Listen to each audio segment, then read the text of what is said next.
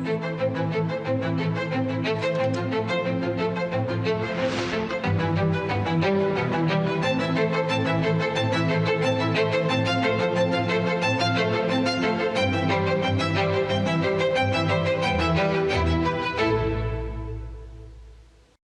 ಪ್ರೀತಿಯ ದೇಶವಾಸಿಗಳೇ, ನಮಸ್ಕಾರ. ಮನ್ ಕಿ ಬಾತ್ ಕಾರ್ಯಕ್ರಮಕ್ಕೆ ನಿಮ್ಮೆಲ್ಲರಿಗೂ ಸ್ವಾಗತ. ಇಡೀ ದೇಶದಲ್ಲಿ ಈ ಸಮಯದಲ್ಲಿ ಹಬ್ಬಗಳ ಸಂಭ್ರಮ ಮನೆ ಮಾಡಿದೆ. ನಾವೆಲ್ಲರೂ ಕೆಲವು ದಿನಗಳ ಹಿಂದೆ ದೀಪಾವಳಿಯನ್ನು ಆಚರಿಸಿದ್ದೇವೆ ಮತ್ತು ಈಗ ಹೆಚ್ಚಿನ ಸಂಖ್ಯೆಯಲ್ಲಿ ಜನರು ಛಠ್ ಪೂಜೆಯಲ್ಲಿ ನಿರತರಾಗಿದ್ದಾರೆ. ಮನೆಗಳಲ್ಲಿ ಠೇಕುವಾವನ್ನು ತಯಾರಿಸಲಾಗುತ್ತಿದೆ. ಹಲವೆಡೆ ಘಾಟ್ಗಳನ್ನು ಸಿಂಗರಿಸಲಾಗುತ್ತಿದೆ. ಮಾರುಕಟ್ಟೆಗಳು ಕಳೆಗಟ್ಟಿವೆ. ಎಲ್ಲೆಡೆ ಶ್ರದ್ಧೆ, ಆತ್ಮೀಯತೆ ಮತ್ತು ಪರಂಪರೆಯ ಸಂಗಮ ಕಂಡುಬರುತ್ತಿದೆ. ಛಠ್ ವ್ರತವನ್ನು ಆಚರಿಸುವ ಮಹಿಳೆಯರು ಈ ಹಬ್ಬಕ್ಕಾಗಿ ಸಿದ್ಧತೆ ನಡೆಸುವ ಸಮರ್ಪಣೆ ಮತ್ತು ಭಕ್ತಿಯು ಬಹಳ ಸ್ಫೂರ್ತಿದಾಯಕವಾಗಿದೆ.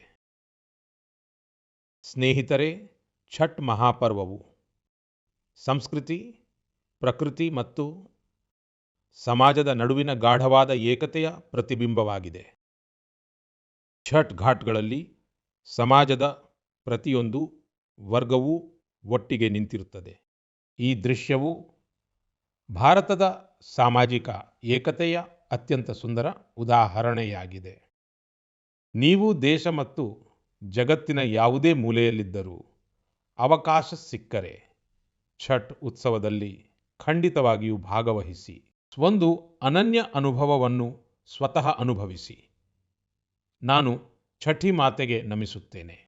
ಎಲ್ಲ ದೇಶವಾಸಿಗಳಿಗೆ, ವಿಶೇಷವಾಗಿ ಬಿಹಾರ, ಜಾರ್ಖಂಡ್ ಮತ್ತು ಪೂರ್ವಾಂಚಲದ ಜನರಿಗೆ ಛಠ್ ಮಹಾಪರ್ವದ ಶುಭಾಶಯಗಳನ್ನು ಕೋರುತ್ತೇನೆ.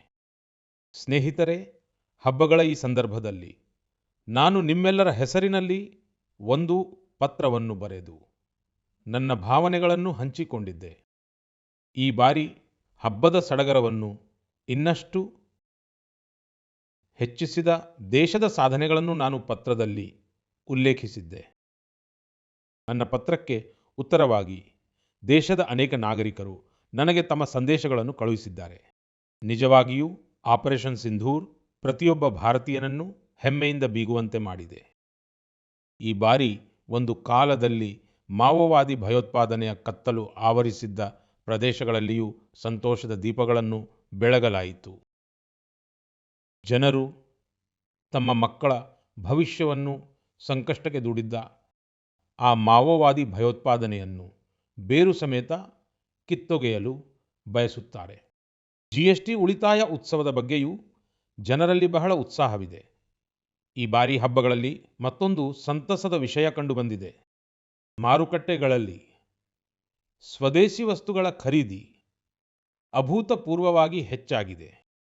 ಜನರು ನನಗೆ ಕಳುಹಿಸಿರುವ ಸಂದೇಶಗಳಲ್ಲಿ ಈ ಬಾರಿ ತಾವು ಯಾವೆಲ್ಲ ಸ್ವದೇಶಿ ವಸ್ತುಗಳನ್ನು ಖರೀದಿಸಿದ್ದೇವೆ ಎಂದು ತಿಳಿಸಿದ್ದಾರೆ.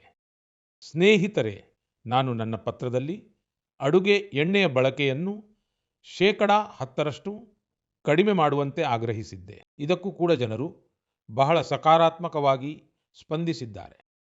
ಆತ್ಮೀಯ ಸ್ನೇಹಿತರೆ, ಸ್ವಚ್ಛತೆ ಮತ್ತು ಸ್ವಚ್ಛತೆಯ ಪ್ರಯತ್ನಗಳ ಬಗ್ಗೆಯೂ ನನಗೆ ಬಹಳಷ್ಟು ಸಂದೇಶಗಳು ಬಂದಿವೆ. ನಾನು ನಿಮ್ಮೊಂದಿಗೆ ದೇಶದ ವಿವಿಧ ನಗರಗಳ ಬಹಳ ಸ್ಫೂರ್ತಿದಾಯಕವಾದ ಕಥೆಗಳನ್ನು ಹಂಚಿಕೊಳ್ಳಲು ಬಯಸುತ್ತೇನೆ. ಛತ್ತೀಸ್ಗಢದ ಅಂಬಿಕಾಪುರದಲ್ಲಿ ನಗರದಿಂದ ಪ್ಲಾಸ್ಟಿಕ್ ತ್ಯಾಜ್ಯವನ್ನು ಸ್ವಚ್ಛಗೊಳಿಸಲು ಒಂದು ಅನನ್ಯ ಉಪಕ್ರಮವನ್ನು ಕೈಗೊಳ್ಳಲಾಗಿದೆ. ಅಂಬಿಕಾಪುರದಲ್ಲಿ ಗಾರ್ಬೇಜ್ ಕೆಫೆಗಳನ್ನು ನಡೆಸಲಾಗುತ್ತಿದೆ. ಈ ಕೆಫೆಗಳು ಪ್ಲಾಸ್ಟಿಕ್ ತ್ಯಾಜ್ಯಕ್ಕೆ ಪ್ರತಿಯಾಗಿ ಹೊಟ್ಟೆ ತುಂಬ ಊಟವನ್ನು ನೀಡುವ ಕೆಫೆಗಳಾಗಿವೆ. ಯಾರಾದರೂ ಒಬ್ಬ ವ್ಯಕ್ತಿ 1 kg ಪ್ಲಾಸ್ಟಿಕ್ ತೆಗೆದುಕೊಂಡು ಹೋದರೆ ಅವರಿಗೆ ಮಧ್ಯಾಹ್ನ ಅಥವಾ ರಾತ್ರಿಯ ಊಟ ಸಿಗುತ್ತದೆ ಮತ್ತು ಯಾರಾದರೂ ಅರ್ಧ kg ಪ್ಲಾಸ್ಟಿಕ್ ತೆಗೆದುಕೊಂಡು ಹೋದರೆ ಬೆಳಗಿನ ಉಪಹಾರ ಸಿಗುತ್ತದೆ. ಈ ಕೆಫೆಯನ್ನು ಅಂಬಿಕಾಪುರ ಮುನಿಸಿಪಲ್ ಕಾರ್ಪೊರೇಷನ್ ನಡೆಸುತ್ತದೆ. ಪ್ರೀತಿಯ ಸ್ನೇಹಿತರೆ, ಇದೇ ರೀತಿಯ ಅದ್ಭುತವನ್ನು ಬೆಂಗಳೂರಿನಲ್ಲಿ ಇಂಜಿನಿಯರ್ ಕಪಿಲ್ ಶರ್ಮಾ ಅವರು ಮಾಡಿದ್ದಾರೆ. ಬೆಂಗಳೂರನ್ನು ಕೆರೆಗಳ ನಗರ ಎಂದು ಕರೆಯಲಾಗುತ್ತದೆ ಮತ್ತು ಕಪಿಲ್ ಅವರು ಇಲ್ಲಿ ಕೆರೆಗಳಿಗೆ ಹೊಸ ಜೀವ ನೀಡುವ ಅಭಿಯಾನವನ್ನು ಪ್ರಾರಂಭಿಸಿದ್ದಾರೆ. ಕಪಿಲ್ ಅವರ ತಂಡವು ಬೆಂಗಳೂರು ಮತ್ತು ಸುತ್ತಮುತ್ತಲಿನ ಪ್ರದೇಶಗಳಲ್ಲಿ 40 ಬಾವಿಗಳು ಮತ್ತು 6 ಕೆರೆಗಳಿಗೆ ಪುನರ್ಜೀವನ ನೀಡಿದೆ. ವಿಶೇಷವೆಂದರೆ ಅವರು ತಮ್ಮ ಮಿಷನ್ನಲ್ಲಿ ಕಾರ್ಪೊರೇಟ್ಗಳು ಮತ್ತು ಸ್ಥಳೀಯ ಜನರನ್ನು ಕೂಡ ಸೇರಿಸಿಕೊಂಡಿದ್ದಾರೆ. ಅವರ ಸಂಸ್ಥೆಯು ಮರಗಳನ್ನು ನೆಡುವ ಅಭಿಯಾನದಲ್ಲಿಯೂ ತೊಡಗಿಸಿಕೊಂಡಿದೆ. ಸ್ನೇಹಿತರೆ, ಅಂಬಿಕಾಪುರ ಮತ್ತು ಬೆಂಗಳೂರಿನ ಈ ಸ್ಫೂರ್ತಿದಾಯಕ ಉದಾಹರಣೆಗಳು ತೋರಿಸಿಕೊಡುವುದೇನೆಂದರೆ, ಮನಸ್ಸು ಮಾಡಿದರೆ ಬದಲಾವಣೆ ಖಂಡಿತವಾಗಿಯೂ ಬಂದೇ ಬರುತ್ತದೆ. ಸ್ನೇಹಿತರೆ, ಬದಲಾವಣೆಯ ಮತ್ತೊಂದು ಪ್ರಯತ್ನದ ಉದಾಹರಣೆಯನ್ನು ನಾನು ನಿಮ್ಮೊಂದಿಗೆ ಹಂಚಿಕೊಳ್ಳಲು ಬಯಸುತ್ತೇನೆ. ನಿಮ್ಮೆಲ್ಲರಿಗೂ ತಿಳಿದಿರುವಂತೆ ಬೆಟ್ಟ ಮತ್ತು ಬಯಲು ಪ್ರದೇಶಗಳಲ್ಲಿ ಕಾಡುಗಳಿರುತ್ತವೆ. ಈ ಕಾಡುಗಳು ಮಣ್ಣನ್ನು ಹಿಡಿದಿಟ್ಟುಕೊಳ್ಳುತ್ತವೆ. ಅದೇ ರೀತಿಯ ಪ್ರಾಮುಖ್ಯತೆಯು ಸಮುದ್ರ ತೀರದಲ್ಲಿ ಮ್ಯಾಂಗ್ರೋವ್ಗಳಿಗೆ ಇರುತ್ತದೆ. ಮ್ಯಾಂಗ್ರೋವ್ಗಳು ಸಮುದ್ರದ ಉಪ್ಪು ನೀರು ಮತ್ತು ಜೌಗು ಪ್ರದೇಶದಲ್ಲಿ ಬೆಳೆಯುತ್ತವೆ ಮತ್ತು ಕಡಲ ಪರಿಸರ ವ್ಯವಸ್ಥೆಯ ಒಂದು ಪ್ರಮುಖ ಭಾಗವಾಗಿವೆ. ಸುನಾಮಿ ಅಥವಾ ಸೈಕ್ಲೋನ್ನಂತಹ ವಿಪತ್ತುಗಳು ಬಂದಾಗ ಈ ಮ್ಯಾಂಗ್ರೋವ್ಗಳು ಬಹಳ ಸಹಾಯಕವಾಗುತ್ತವೆ. ಸ್ನೇಹಿತರೆ, ಗುಜರಾತಿನ ಅರಣ್ಯ ಇಲಾಖೆಯು ಮ್ಯಾಂಗ್ರೋವ್ಗಳ ಈ ಮಹತ್ವವನ್ನು ಅರಿತು ವಿಶೇಷ ಅಭಿಯಾನವನ್ನು ನಡೆಸುತ್ತಿದೆ. 5 ವರ್ಷಗಳ ಹಿಂದೆ ಅಹಮದಾಬಾದ್ ಸಮೀಪದ ಧೋಲೆರಾದಲ್ಲಿ ಅರಣ್ಯ ಇಲಾಖೆಯ ತಂಡಗಳು ಮ್ಯಾಂಗ್ರೋವ್ಗಳನ್ನು ನೆಡುವ ಕೆಲಸವನ್ನು ಪ್ರಾರಂಭಿಸಿದವು ಮತ್ತು ಇಂದು ಧೋಲೆರಾ ಕರಾವಳಿಯು 3500 ಹೆಕ್ಟೇರ್ಗಳಿಗಿಂತಲೂ ಹೆಚ್ಚು ವಿಸ್ತೀರ್ಣದಲ್ಲಿ ಮ್ಯಾಂಗ್ರೋವ್ಗಳನ್ನು ಹೊಂದಿದೆ. ಈ ಮ್ಯಾಂಗ್ರೋವ್ಗಳ ಪರಿಣಾಮವು ಇಂದು ಇಡೀ ಪ್ರದೇಶದಲ್ಲಿ ಗೋಚರಿಸುತ್ತಿದೆ. ಜೊತೆಗೆ ಅಲ್ಲಿನ ಪರಿಸರ ವ್ಯವಸ್ಥೆಯಲ್ಲಿ ಡಾಲ್ಫಿನ್ಗಳ ಸಂಖ್ಯೆ ಹೆಚ್ಚಾಗಿದೆ. ಏಡಿಗಳು ಮತ್ತು ಇತರ ಜಲಚರ ಜೀವಿಗಳು ಕೂಡ ಹಿಂದಿಗಿಂತ ಹೆಚ್ಚು ಸಮೃದ್ಧವಾಗಿವೆ. ಇಷ್ಟೇ ಅಲ್ಲ, ಈಗ ಇಲ್ಲಿಗೆ ವಲಸೆ ಹಕ್ಕಿಗಳು ಕೂಡ ಹೆಚ್ಚಿನ ಸಂಖ್ಯೆಯಲ್ಲಿ ಬರುತ್ತಿವೆ. ಇದರಿಂದ ಅಲ್ಲಿನ ಪರಿಸರದ ಮೇಲೆ ಒಳ್ಳೆಯ ಪರಿಣಾಮ ಬೀರಿದೆ. ಧೋಲೆರಾದ ಮೀನುಗಾರರಿಗೂ ಕೂಡ ಲಾಭವಾಗುತ್ತಿದೆ. ಗೆಳೆಯರೇ, ಧೋಲೆರಾದ ಹೊರತಾಗಿ ಗುಜರಾತಿನ ಕಚ್ನಲ್ಲಿಯೂ ಕೂಡ ಇತ್ತೀಚಿನ ದಿನಗಳಲ್ಲಿ ಮ್ಯಾಂಗ್ರೋವ್ ಪ್ಲಾಂಟೇಶನ್ ತುಂಬಾ ಭರದಿಂದ ಸಾಗುತ್ತಿದೆ. ಅಲ್ಲಿನ ಕೋರಿ ಕ್ರೀಕ್ನಲ್ಲಿ ಮ್ಯಾಂಗ್ರೋವ್ ಲರ್ನಿಂಗ್ ಸೆಂಟರ್ ಕೂಡ ಸ್ಥಾಪಿಸಲಾಗಿದೆ. ಪ್ರೀತಿಯ ಸ್ನೇಹಿತರೆ, ಇದು ಮರಗಿಡಗಳ ವಿಶಿಷ್ಟ ಲಕ್ಷಣವಾಗಿದೆ. ಸ್ಥಳ ಯಾವುದೇ ಇರಲಿ, ಅವು ಪ್ರತಿಯೊಂದು ಜೀವಿಯ ಒಳಿತಿಗಾಗಿ ಕೆಲಸ ಮಾಡುತ್ತವೆ.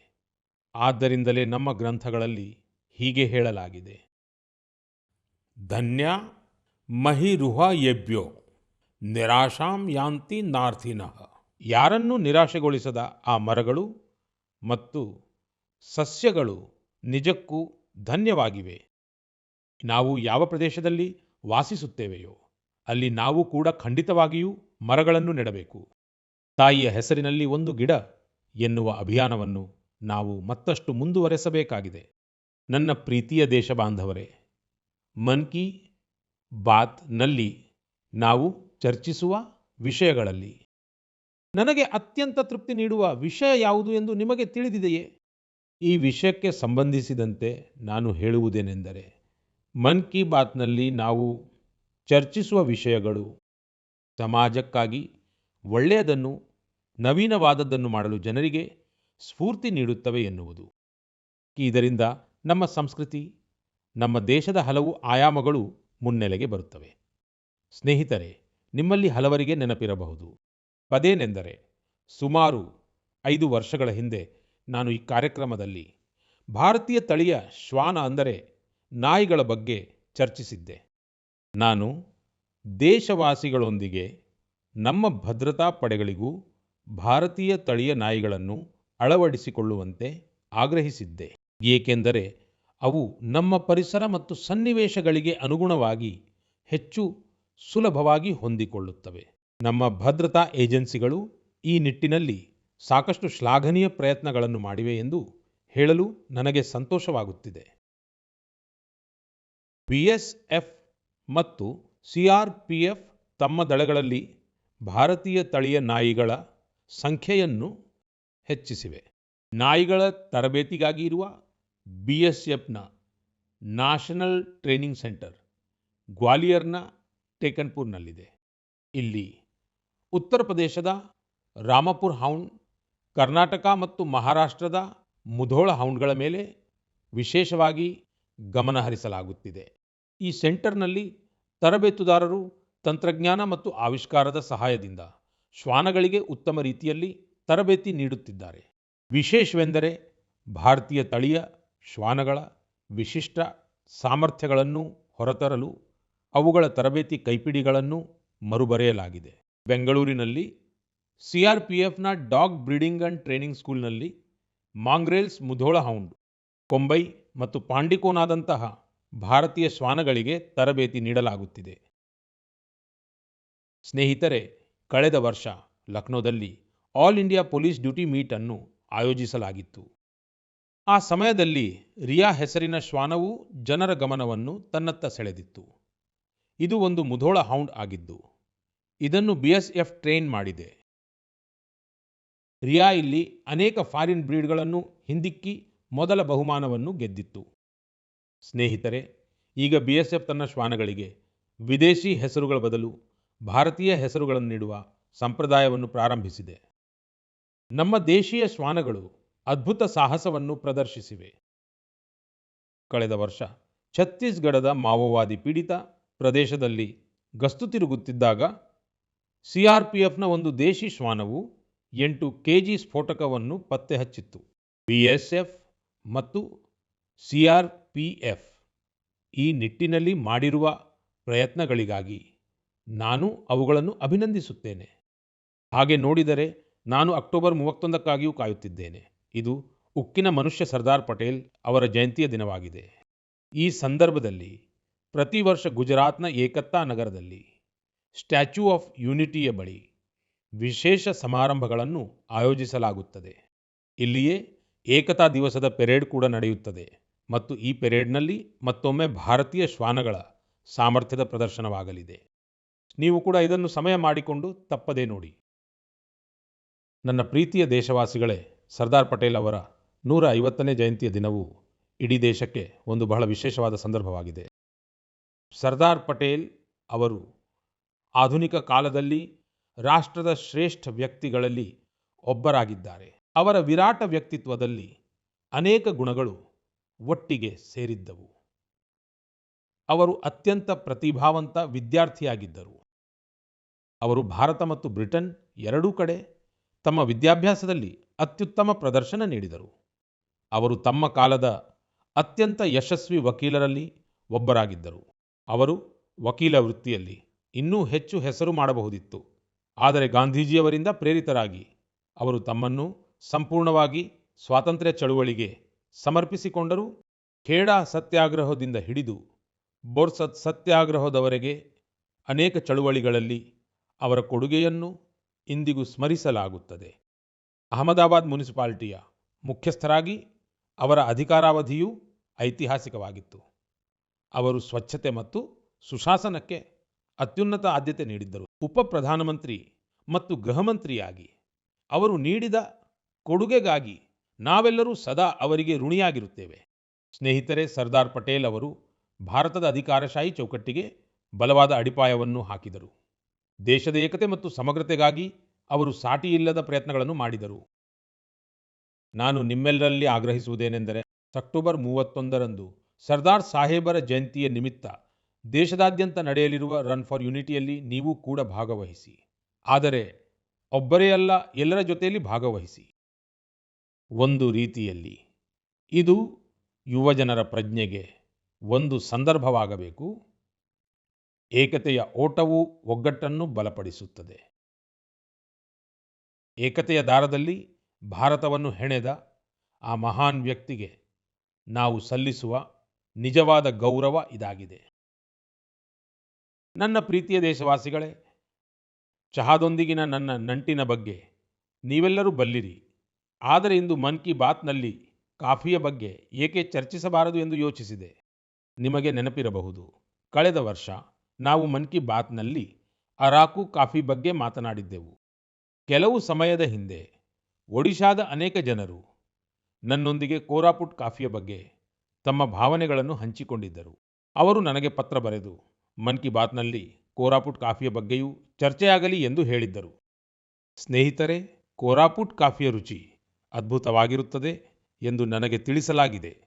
ಮತ್ತು ಅಷ್ಟೇ ಅಲ್ಲ, ರುಚಿಯ ಜೊತೆಗೆ ಕಾಫಿ ಕೃಷಿಯು ಜನರಿಗೆ ಪ್ರಯೋಜನವನ್ನು ನೀಡುತ್ತಿದೆ.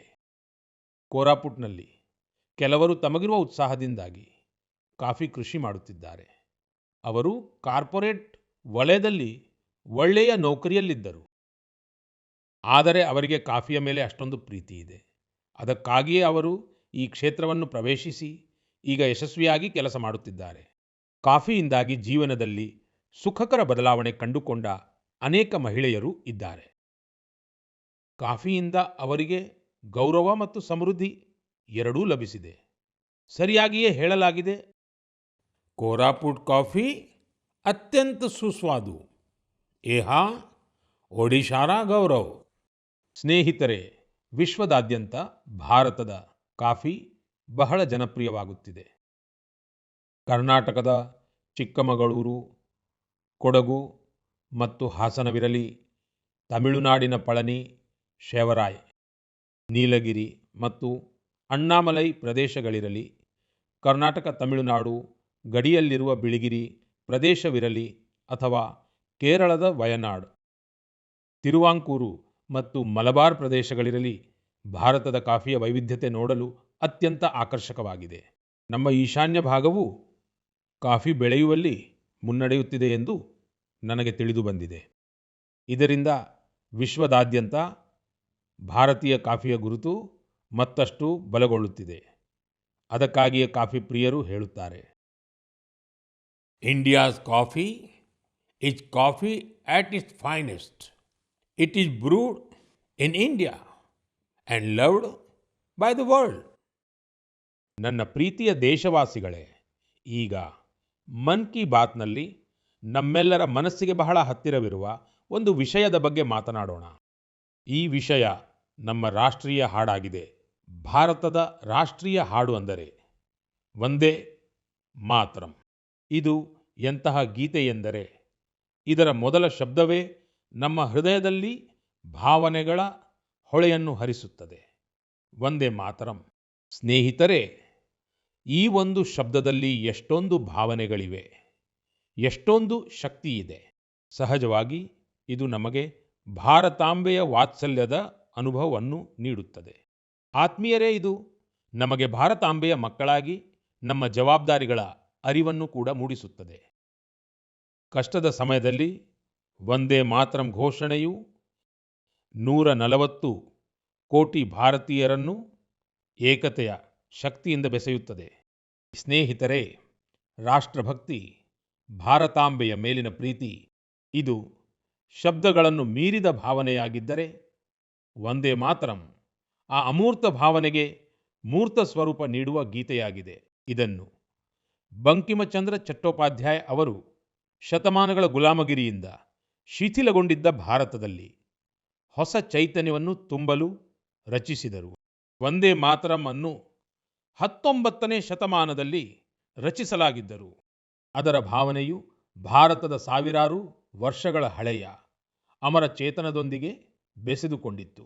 ವೇದಗಳು ಯಾವ ಭಾವವನ್ನು ಮಾತಾ ಭೂಮಿ ಪುತ್ರೋ ಅಹಂ ಪೃಥಿವ್ಯಾಃ ಸ್ಫುರಿಸಿ ಭಾರತೀಯ ನಾಗರಿಕತೆಗೆ ಅಡಿಪಾಯ ಹಾಕಿದ್ದವೋ, ಬಂಕಿಮಚಂದ್ರರು ವಂದೇ ಮಾತರಂ ರಚಿಸುವ ಮೂಲಕ ತಾಯ್ನಾಡು ಮತ್ತು ಅದರ ಮಕ್ಕಳ ನಡುವಿನ ಅದೇ ಸಂಬಂಧವನ್ನು ಭಾವನಾತ್ಮಕವಾಗಿ ಒಂದು ಮಂತ್ರದ ರೂಪದಲ್ಲಿ ಕಟ್ಟಿಕೊಟ್ಟರು.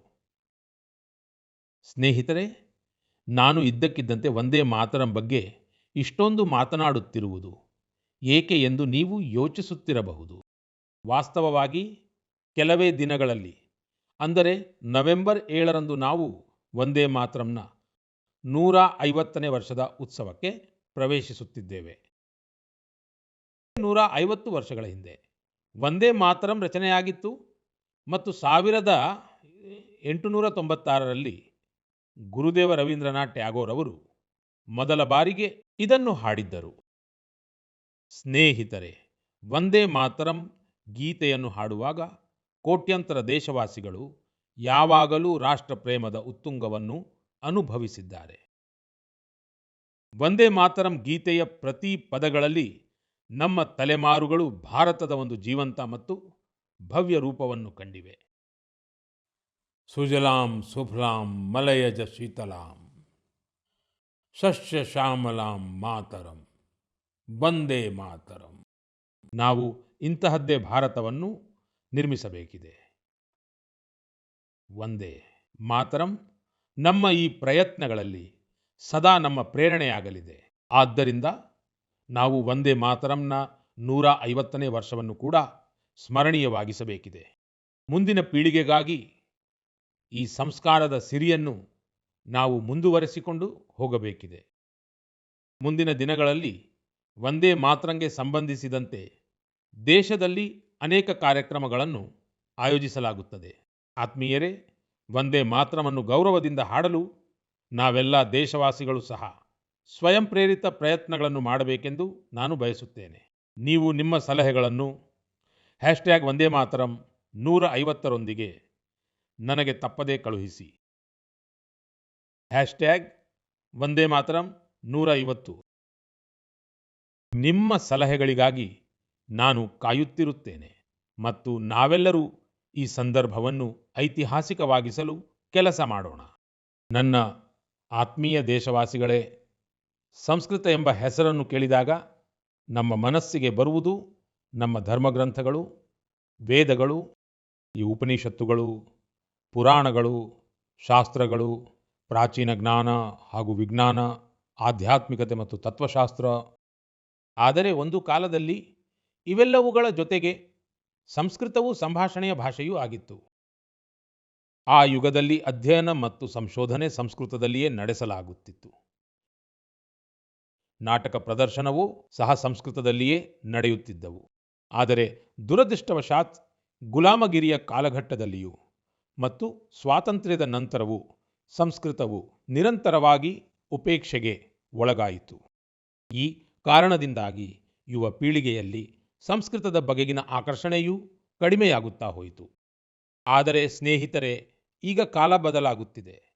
ಆದ್ದರಿಂದ ಸಂಸ್ಕೃತದ ಕಾಲವೂ ಬದಲಾಗುತ್ತಿದೆ.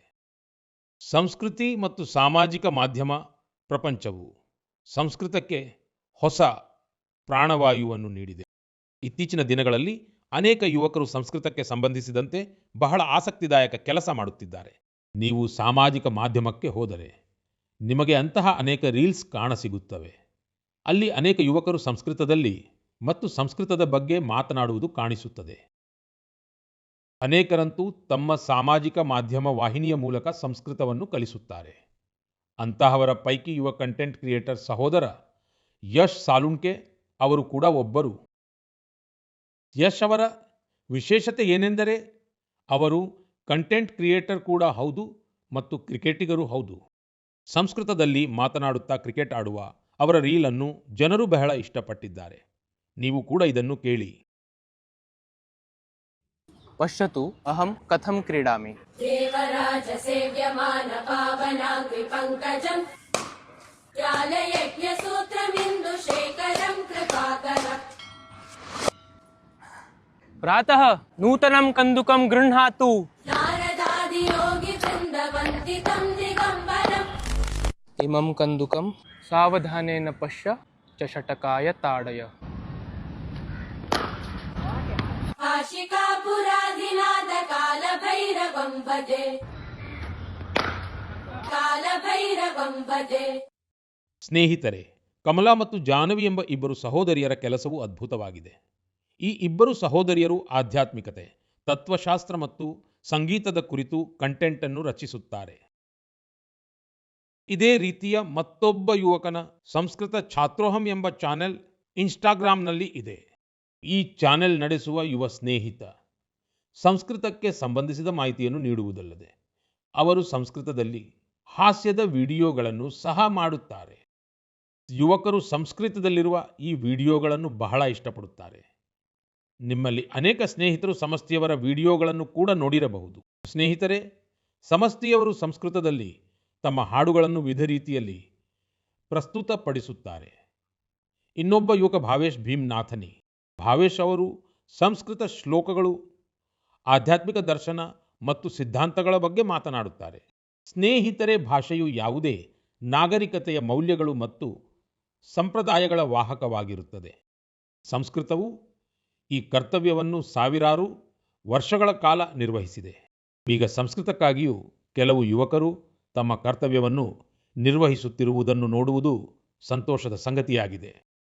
ನನ್ನ ಪ್ರೀತಿಯ ದೇಶವಾಸಿಗಳೇ, ಈಗ ನಾನು ನಿಮ್ಮನ್ನು ಸ್ವಲ್ಪ ಹಿಂದಕ್ಕೆ ಕರೆದೊಯ್ಯುತ್ತೇನೆ. ನೀವು 20ನೇ ಶತಮಾನದ ಆರಂಭಿಕ ಕಾಲಘಟ್ಟವನ್ನು ಕಲ್ಪಿಸಿಕೊಳ್ಳಿ. ಆ ಸಮಯದಲ್ಲಿ ಬಹಳಷ್ಟು ಕಾಲದವರೆಗೆ ಸ್ವಾತಂತ್ರ್ಯದ ಭರವಸೆಯೇ ಇರಲಿಲ್ಲ.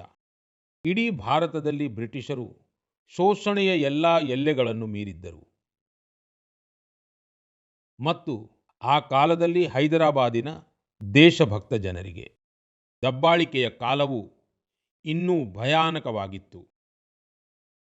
ಅವರು ಕ್ರೂರಿ ಮತ್ತು ನಿರ್ದಯಿ ನಿಜಾಮನ ದೌರ್ಜನ್ಯಗಳನ್ನು ಸಹ ಸಹಿಸಬೇಕಾಗಿತ್ತು. ಬಡವರು, ವಂಚಿತರು ಮತ್ತು ಆದಿವಾಸಿ ಸಮುದಾಯಗಳ ಮೇಲಿನ ದೌರ್ಜನ್ಯಕ್ಕೆ ಯಾವುದೇ ಮಿತಿಯೇ ಇರಲಿಲ್ಲ. ಅವರ ಭೂಮಿಯನ್ನು ಕಸಿದುಕೊಳ್ಳಲಾಗುತ್ತಿತ್ತು. ಅದರ ಜೊತೆಗೆ ಭಾರೀ ತೆರಿಗೆಯನ್ನು ಕೂಡ ವಿಧಿಸಲಾಗುತ್ತಿತ್ತು. ಅವರು ಈ ಅನ್ಯಾಯವನ್ನು ವಿರೋಧಿಸಿದರೆ ಅವರ ಕೈಗಳನ್ನೇ ಕತ್ತರಿಸಲಾಗುತ್ತಿತ್ತು. ಸ್ನೇಹಿತರೆ, ಅಂತಹ ಕಠಿಣ ಸಮಯದಲ್ಲಿ ಸುಮಾರು 20 ವರ್ಷದ ಯುವಕನೊಬ್ಬ ಈ ಅನ್ಯಾಯದ ವಿರುದ್ಧ ನಿಂತಿದ್ದನು. ಇಂದು ಒಂದು ವಿಶೇಷ ಕಾರಣಕ್ಕಾಗಿ ನಾನು ಆ ಯುವಕನ ಬಗ್ಗೆ ಪ್ರಸ್ತಾಪಿಸುತ್ತಿದ್ದೇನೆ. ಅವನ ಹೆಸರನ್ನು ಹೇಳುವ ಮೊದಲು ನಾನು ಅವನ ವೀರತೆಯ ಬಗ್ಗೆ ನಿಮಗೆ ಹೇಳುತ್ತೇನೆ. ಸ್ನೇಹಿತರೆ, ಆ ಕಾಲದಲ್ಲಿ ನಿಜಾಮನ ವಿರುದ್ಧ ಒಂದು ಮಾತು ಮಾತನಾಡುವುದು ಅಪರಾಧವಾಗಿತ್ತು. ಆ ಯುವಕನು ಸಿದ್ದಿಕಿ ಎಂಬ ನಿಜಾಮನ ಅಧಿಕಾರಿಗೆ ಬಹಿರಂಗ ಸವಾಲು ಹಾಕಿದ್ದನು. ನಿಜಾಮನು ಸಿದ್ದಿಕಿಯನ್ನು ರೈತರ ಬೆಳೆಗಳನ್ನು ವಶಪಡಿಸಿಕೊಳ್ಳಲು ಕಳುಹಿಸಿದ್ದನು. ಆದರೆ ದೌರ್ಜನ್ಯದ ವಿರುದ್ಧದ ಈ ಹೋರಾಟದಲ್ಲಿ ಆ ಯುವಕನು ಸಿದ್ದಿಕಿಯನ್ನು ಕೊಂದು ಹಾಕಿದನು. ಅವನು ಬಂಧನದಿಂದ ತಪ್ಪಿಸಿಕೊಳ್ಳುವುದರಲ್ಲಿಯೂ ಯಶಸ್ವಿಯಾದನು. ನಿಜಾಮನ ದಬ್ಬಾಳಿಕೆಯ ಪೊಲೀಸರಿಂದ ತಪ್ಪಿಸಿಕೊಂಡು ಆ ಯುವಕನು ಅಲ್ಲಿಂದ 100 ಕಿಲೋಮೀಟರ್ ದೂರದಲ್ಲಿರುವ ಅಸ್ಸಾಂ ತಲುಪಿದನು. ಸ್ನೇಹಿತರೆ, ನಾನು ಯಾರ ಬಗ್ಗೆ ಚರ್ಚಿಸುತ್ತಿದ್ದೇನೆಂದರೆ ಅವರೇ ಮಹಾನ್ ವ್ಯಕ್ತಿ ಕೊಮರಂ ಭೀಮ್. ಈಗ ಅಕ್ಟೋಬರ್ 22ರಂದೇ ಅವರ ಜನ್ಮ ಜಯಂತಿಯನ್ನು ಆಚರಿಸಲಾಗಿದೆ. ಕೊಮರಂ ಭೀಮ್ ಅವರ ಆಯಸ್ಸು ಬಹಳ ದೀರ್ಘವಾಗಿರಲಿಲ್ಲ. ಅವರು ಕೇವಲ 40 ವರ್ಷಗಳ ಕಾಲ ಮಾತ್ರ ಬದುಕಿದ್ದರು. ಆದರೆ ತಮ್ಮ ಜೀವಿತಾವಧಿಯಲ್ಲಿ ಅವರು ಅಸಂಖ್ಯಾತ ಜನರ, ವಿಶೇಷವಾಗಿ ಆದಿವಾಸಿ ಸಮಾಜದ ಹೃದಯದಲ್ಲಿ ಅಳಿಸಲಾಗದ ಛಾಪು ಮೂಡಿಸಿದರು. ಅವರು ನಿಜಾಮನ ವಿರುದ್ಧ ಹೋರಾಡುತ್ತಿದ್ದ ಜನರಲ್ಲಿ ಹೊಸ ಶಕ್ತಿಯನ್ನು ತುಂಬಿದರು. ಅವರು ತಮ್ಮ ವ್ಯೂಹಾತ್ಮಕ ಕೌಶಲ್ಯಕ್ಕಾಗಿಯೂ ಹೆಸರುವಾಸಿಯಾಗಿದ್ದರು. ನಿಜಾಮನ ಆಳ್ವಿಕೆಗೆ ಅವರು ಬಹಳ ದೊಡ್ಡ ಸವಾಲಾಗಿದ್ದರು. 1940ರಲ್ಲಿ ನಿಜಾಮನ ಜನರು ಅವರ ಹತ್ಯೆ ಮಾಡಿದ್ದರು. ಯುವಕರು ಅವರ ಬಗ್ಗೆ ಸಾಧ್ಯವಾದಷ್ಟು ತಿಳಿದುಕೊಳ್ಳಲು ಪ್ರಯತ್ನಿಸಬೇಕು ಎಂದು ನಾನು ಆಗ್ರಹಿಸುತ್ತೇನೆ. ಕೊಮರಂ ಭೀಮ್ ಕಿ ನಾ ವಿನಮ್ರ ನಿವಾಲಿ ఆయన్ ప్రజల హృదయాల్లో ఎప్పటికీ నిలిచి ఉంటారు. ಸ್ನೇಹಿತರೆ, ಮುಂದಿನ ತಿಂಗಳ 15ನೇ ತಾರೀಖಿನಂದು ನಾವು ಜನಜಾತಿಯ ಗೌರವ ದಿವಸವನ್ನು ಆಚರಿಸಲಿದ್ದೇವೆ. ಇದು ಭಗವಾನ್ ಬಿರ್ಸಾ ಮುಂಡಾ ಅವರ ಜಯಂತಿಯ ಶುಭ ಸಂದರ್ಭವಾಗಿದೆ. ನಾನು ಭಗವಾನ್ ಬಿರ್ಸಾ ಮುಂಡಾ ಅವರಿಗೆ ಶ್ರದ್ಧಾಪೂರ್ವಕವಾಗಿ ನಮಿಸುತ್ತೇನೆ. ದೇಶದ ಸ್ವಾತಂತ್ರ್ಯಕ್ಕಾಗಿ ಮತ್ತು ಬುಡಕಟ್ಟು ಸಮುದಾಯದ ಹಕ್ಕುಗಳಿಗಾಗಿ ಅವರು ಮಾಡಿದ ಕೆಲಸವು ಹೋಲಿಸಲಾಗದ್ದು.